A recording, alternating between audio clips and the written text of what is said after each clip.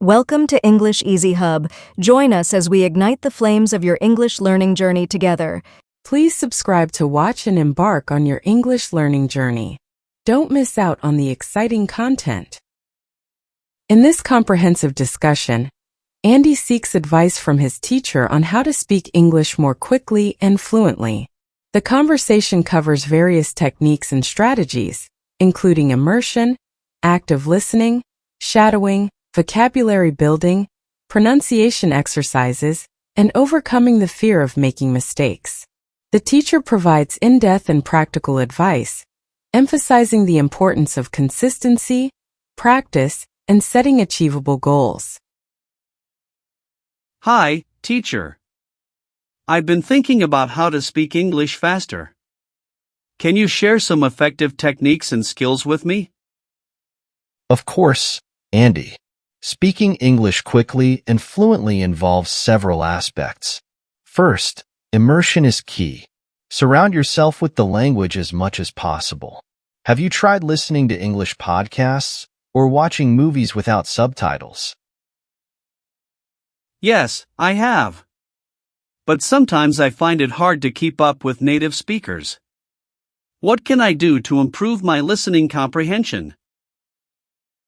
That's a common challenge. One technique is to practice active listening. This means not just hearing the words, but really paying attention to how they're used in context. Focus on intonation, stress patterns, and rhythm. A practical exercise is to take a small segment of audio, listen to it multiple times, and then try to mimic it exactly. This can help you get used to the natural flow of English. Also, try varying the type of content you listen to in news, conversations, lectures, etc. This will expose you to different accents, vocabulary, and speaking speeds. Have you practiced shadowing? Shadowing? I've heard of it, but I'm not quite sure how it works. Can you explain? Absolutely. Shadowing involves listening to a short audio clip and then immediately repeating what you hear. The goal is to match the speaker's pace and pronunciation as closely as possible. Start with short, manageable segments and gradually increase the length as you become more comfortable. This exercise not only improves your pronunciation and intonation, but also enhances your ability to think and respond quickly in English. Additionally, recording yourself while shadowing can help you identify areas for improvement. Do you think you could try this with some of your favorite shows or podcasts? That sounds like a great idea. I can definitely give it a try. What about vocabulary? Sometimes I struggle to find the right words quickly enough. Building a robust vocabulary is crucial. One effective method is to learn phrases and chunks of language rather than isolated words. This way, you can recall entire expressions quickly instead of piecing together individual words. Contextual learning is also very helpful. When you learn new words, try to understand how they are used in different sentences and scenarios. Additionally, make use of spaced repetition systems, SRS, in apps like Anki to help transfer vocabulary from short-term to long-term memory. Have you considered using flashcards or language apps to enhance your vocabulary? I use a couple of apps, but I usually focus on single words. I'll start learning phrases instead. How about practicing speaking? I often feel nervous and stumble over my words. It's normal to feel that way. Practice is essential. Try to speak English every day, even if it's just for a few minutes. You can talk to yourself about your day, describe what you're doing, or even join language exchange groups. Practicing speaking out loud, even when alone, can help build confidence. Engaging in conversations with native speakers or fluent learners will expose you to real-time dialogue and help you become more comfortable with spontaneous speech. Have you ever tried speaking with a language partner? I haven't, but it sounds interesting. Do you think it would help me become more confident? Definitely. A language partner can provide you with real-time feedback and help you practice conversational skills. It's a great way to gain confidence and improve fluency. Additionally, practicing with someone who is also learning can make the experience less intimidating.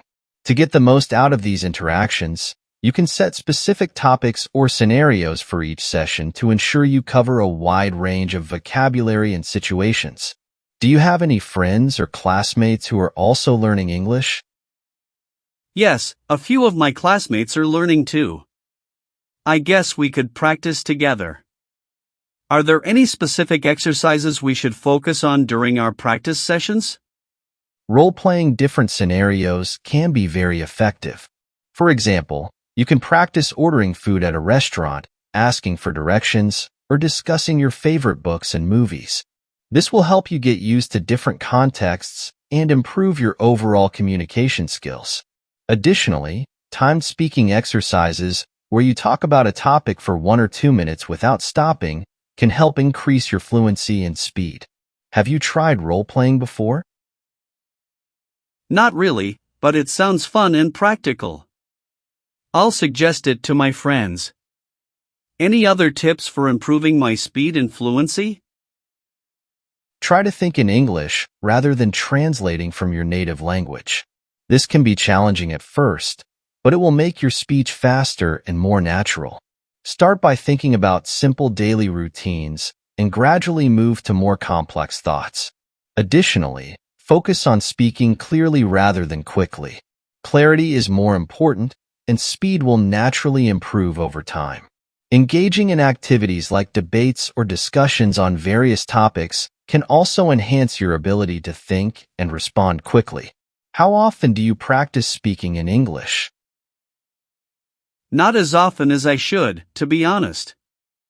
I'll make an effort to practice more regularly. Thinking in English will be a big change, but I'll try it.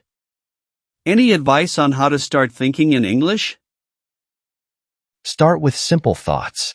Narrate your daily activities in English in your mind. Label objects around you, or describe your feelings. Gradually, it will become more natural. Consistency is key.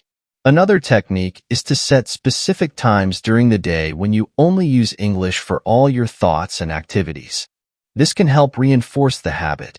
Have you set any specific goals for your English learning journey? My main goal is to become fluent within a year. I know it's ambitious, but I'm determined. Do you think it's achievable? It's definitely achievable with dedication and the right strategies. Break your goal into smaller, manageable milestones. For example, you might set a goal to master a certain number of new phrases each week, or to have a conversation with a native speaker once a month. Celebrate your progress along the way to stay motivated. Remember, fluency is a journey, and every step counts. Regularly assess your progress and adjust your strategies as needed. How do you plan to track your progress? I'll keep a journal to note down my practice sessions and any improvements I notice. I'll also set monthly goals to keep myself on track. Do you think that's a good approach? That's an excellent approach, Andy. Keeping a journal will help you reflect on your progress and identify areas for improvement. Setting monthly goals will keep you focused and motivated. Additionally, recording your speaking practice and reviewing it can provide valuable insights into your progress. Regularly reviewing and adjusting your goals based on your progress will ensure continuous improvement. Remember, persistence and practice are the keys to success. Is there anything else you're curious about or need help with? Actually, yes. Sometimes I struggle with pronunciation. Are there any specific exercises to help with that? Pronunciation can be tricky. One useful exercise is to practice tongue twisters. They can help you with specific sounds and improve your overall articulation. Additionally, recording yourself and listening to the playback can help you identify areas for improvement. Using phonetic charts to understand how different sounds are produced can also be very helpful. There are many online resources and apps designed to help with pronunciation, such as Forvo or ELSA Speak. Have you tried using pronunciation apps or websites? I've used a couple, but not consistently. I'll start incorporating tongue twisters and recording myself. What about grammar? Should I focus on it while trying to speak faster? While grammar is important, don't let it hinder your fluency. Focus more on communication and less on perfection. As you become more comfortable speaking, your grammatical accuracy will improve naturally. If you notice recurring mistakes, you can address them specifically. Using grammar check tools or having a language partner who can correct you can also be beneficial. Remember, the goal is to convey your message clearly and effectively, even if it's not perfect. How do you feel about making mistakes when speaking English? I feel quite self-conscious about making mistakes, which sometimes makes me hesitate. That's completely understandable, but remember that making mistakes is a part of learning. Every mistake is an opportunity to improve. Embrace them and learn from them. The more you practice, the more confident you'll become. One way to reduce this hesitation is to focus on fluency exercises where the emphasis is on continuous speaking rather than correctness. Do you have any strategies for overcoming this fear? Not really, but I'll try to remind myself that it's okay to make mistakes. I'll focus on the progress I'm making rather than the errors. Any last tips for speaking English faster? Yes, one last tip. Practice speaking in varied contexts and with different people. This will expose you to different accents, vocabularies, and speech patterns, making you a more adaptable and faster speaker. Stay curious and keep exploring new ways to challenge yourself. Engage in activities like joining English speaking clubs or online forums where you can practice regularly. Reading aloud and engaging in discussions on diverse topics can also enhance your speaking skills. Do you feel ready to implement these strategies? Absolutely. I feel much more prepared and motivated. Thank you so much for all your advice and support. You're very welcome, Andy. I'm confident you'll make great progress. Keep practicing, stay motivated, and don't hesitate to reach out if you need further guidance. Remember, the journey to fluency is a marathon, not a sprint.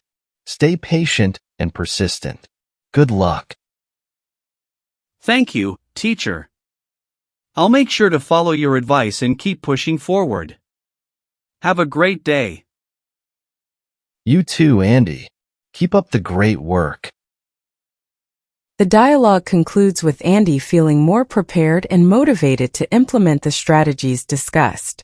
The teacher reiterates the importance of persistence and continuous practice, reminding Andy that fluency is a journey. Key takeaways include the value of thinking in English, role-playing, using language partners, focusing on clarity over speed, and embracing mistakes as learning opportunities. Andy commits to following the advice and is encouraged to stay patient and consistent in his efforts. Thanks for watching. Remember to subscribe, like, comment, and share to keep the English learning journey alive.